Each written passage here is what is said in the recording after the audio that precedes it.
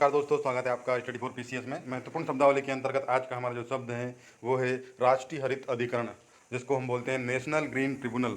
इसका गठन 2000 में राष्ट्रीय हरित अधिकरण अधिनियम के तहत किया गया था। यह एक सांविधिक और अर्ध न्यायिक निकाय है जिसका उद्देश्य पर्यावरण संरक्षण है। इसका मुख्यालय नई दिल्ली में है तथा इसकी 4 सहयोगी पीठ भोपाल, पुणे, कोलकाता और चेन्नई में है।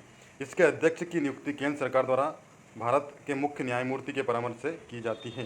तो इतनी चीज़ें आपको याद रखना है कि जो एनजीटी का गठन हुआ था वो वर्ष 2010 में राष्ट्रीय हरित अधिकरण अधिनियम के तहत किया गया था। यह एक सांविधिक और अर्ध न्यायिक निकाय है जिसका उद्देश्य पर्यावरण संरक्षण है। इसका उद्देश्य पता होना चाहिए। इसका उद्देश्य पर्यावरण संरक्षण। इसका मुख्यालय की अगर हम बात करें तो नई दिल्ली में इसका मुख्यालय है। इसकी 4 सहयोगी पीठ जो होती हैं, पीठें भोपाल, पुणे, कोलकाता और चेन्नई में हैं। ये चीज़ें आपको याद रखना है इसके बारे में। और इसके अध्यक्ष की नियुक्ति की हम बात करें तो केंद्र सरकार द्वारा भारत के मुख्य न्यायमूर्ति के परामर्श से की जाती हैं।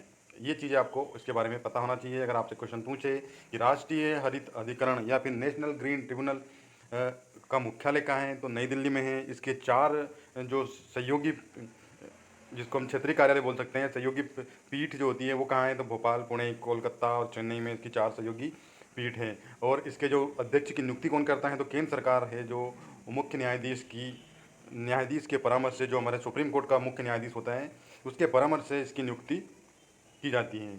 और इसका उद्देश्य क्या है, अगर इसका आपसे उद्देश्य पूछे तो पर्यावरण संरक्षण इसका उद्देश्य है। और ये किस प्रकार का निकाय है, क्वेश्चन ये भी बनेगा।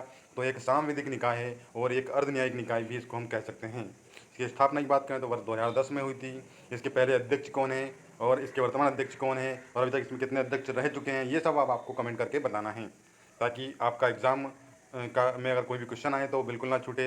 इसलिए इतनी चीज़ें आपको इसके बारे में पता होना चाहिए। और ये हाल ही में एमपीपीएससी के प्री के सिलेबस में इसको इंक्लूड किया गया है, इसलिए भी महत्वपूर्ण है। इसलिए आप इसके प्रथम अध्यक्ष कौन थे, इसके वर्तमान अध्यक्ष कौन है और अब तक इसमें कौन कौन अध्यक्ष रह चुके हैं, ये चीज़ें आपको इसके बारे में पता होना चाहिए। तो आज के लिए इतना ही। वीडियो पसंद आया तो चैनल को लाइक, शेयर और सब्सक्राइब करना ना भूलें। साथ ही बेल आइकन को दबा लें ताकि आने वाले सभी वीडियो के नोटिफिकेशन आप तक पहुँच जाए। धन्यवाद।